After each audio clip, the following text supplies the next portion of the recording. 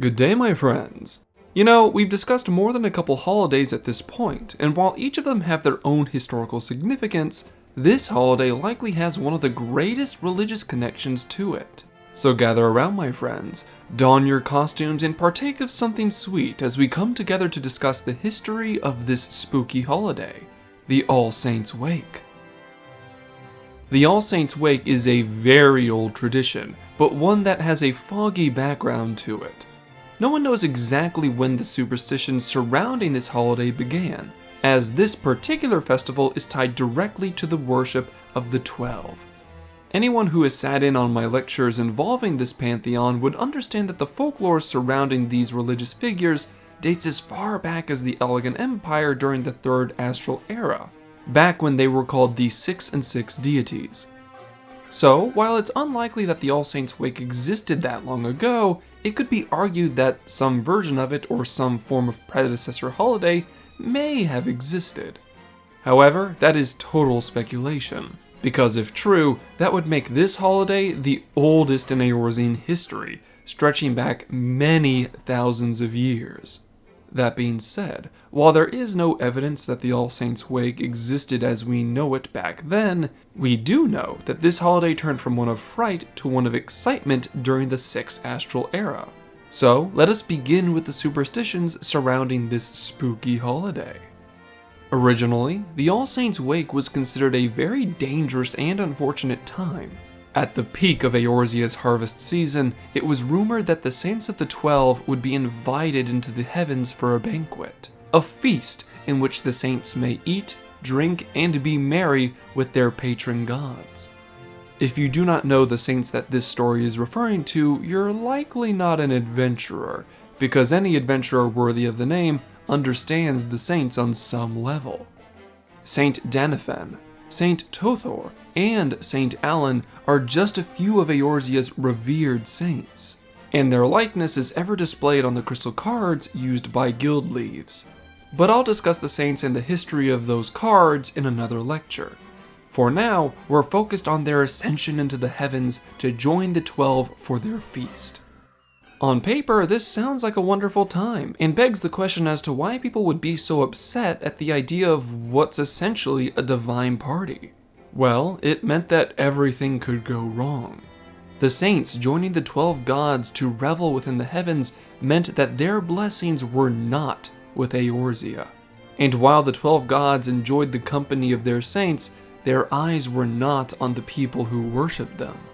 Instead, the All Saints' Wake was considered a godless time where the divine protections of the 12 and their saints were completely gone, leaving its people bereft of their power and defenseless against the forces of evil.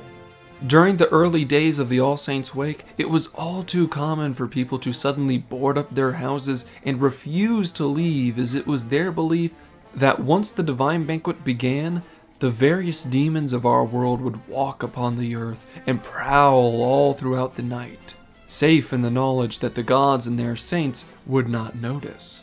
And if one of these demons caught you, there was no blessing that could protect you from them dragging your screaming soul into whatever pit of madness they called home. Because of this, no one would dare to leave their houses during the All Saints' Wake, and if they did need to leave their homes for whatever crazy reason, they would make sure to dress themselves in monstrous disguises. It was believed that if they dressed up like monsters while walking through this godless night, the demons and beasts of the world wouldn't recognize them and ignore these individuals instead of attacking them. So now we understand the two hallmarks of this holiday. 1. People were terrified at the idea of losing the blessings of the gods even for a moment. And 2. People wore strange costumes to avoid detection. Makes sense, but how did this holiday evolve into the pumpkin-loving, candy-crunching spectacle we see it as now?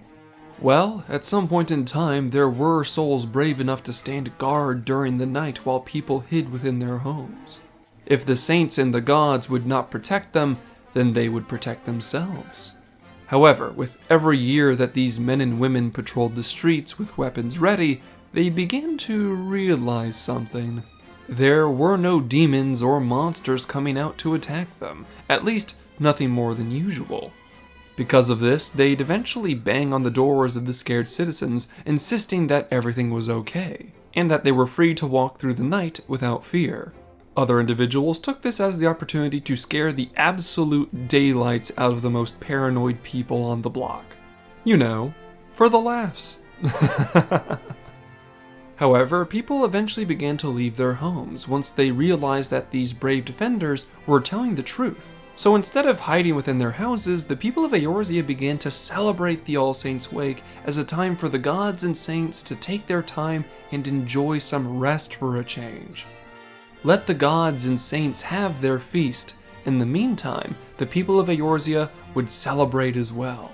Because of the scary history of this holiday, ghastly decorations were used in comedic fashion, and the old disguises people used to not be attacked by monsters became the fun costumes that everyone now enjoys. This holiday had undergone a complete metamorphosis, going from a time of fear and panic to a time of parties and playful scares. That is, until the 7th Umbral Calamity. Bahamut's rampage denied most people the desire to celebrate or cheer as they struggled to put their lives back together. However, years after Bahamut's destructive flight, a strange group of people suddenly appeared almost out of nowhere. They called themselves the Continental Circus. And it was from these spirited individuals that the celebration of the All Saints' Wake was brought back into Eorzea's good graces. Originally led by a charming individual named Impresario, the Continental Circus has gone out of its way to decorate the 3 great city-states of Ul'dah, Gridania, and Limsa-Lominsa with all sorts of playful and spooky decorations in an attempt to bring back the people's love for the All Saints' Wake. And in all honesty, it worked. Thanks to Impresario and the Continental Circus, the All Saints' Wake was reintroduced back into Eorzean culture with even greater fascination than before, and everyone has enjoyed the festivities ever since. However, there have been many people that were rather shocked and confused by the Continental Circus and its sudden appearance. Normally, these events were run by the city-state, Adventurers Guild, or some kind of well-known organization. But absolutely no one knew who the people in this circus were or where they came from. While the common man couldn't care less about who these people were or why they were here, more observant groups began to take notice and investigate, discovering that reality was just as spooky as fiction. In truth, all the members of the Continental Circus are actually void-sent who have used magic to glamour and disguise themselves as normal people. But why? Why would void-sent be interested in the All Saints' Wake given their usual aether-based madness? Well, it turns out that Impresario and his fellow void-sent were always trying to create what they called the Night of Devilry. The Night of Devilry was supposed to be an event where the celebrations of the All Saints' Wake would lower Eorzea's guard to the point that demons from the void would be able to invade with little to no resistance. In truth, the Continental Circus was trying to weaken and distract the people of Eorzea. However, this Night of Devilry never came to pass, and the celebrations of the All Saints' Wake is actually more popular now than it's ever been. So it would seem that the Continental Circus and its plans have been foiled year after year. But this isn't by some random chance. Not at all. The one we truly have to thank for this holiday's success is the Great Gourd. The Great Gourd is whispered with hushed tones during the festivities of the All Saints' Wake. Are they a spirit of trickery that will bewitch you, or a being of benevolence that will bestow treats to you and yours? In truth, the answer is both. The Great Gourd is not some malicious spirit, but a person who goes out of their way to make sure the holiday of the All Saints' Wake goes off without a hitch. Any plan the Voidsent have for their Night of Devilry has been foiled by the Great Gourd year after year. If you ask them, the Great Gourd would say that it is their responsibility to observe and guide the more peaceful Voidsent of our realm down a better path.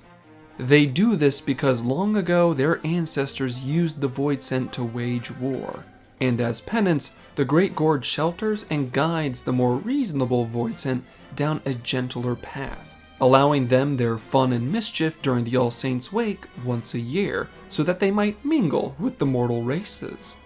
And if this is true, that means that the Great Gourd's supposed ancestors stretch back to either the ruinous country of Mach, or even the Allegan Empire itself.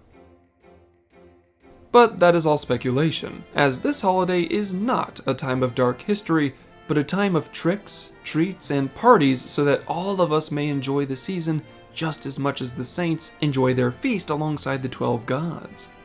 So my friends, put on your favorite costumes and be prepared for a pleasant fright as you take to the streets in search of tasty treats alongside your fellow adventurers.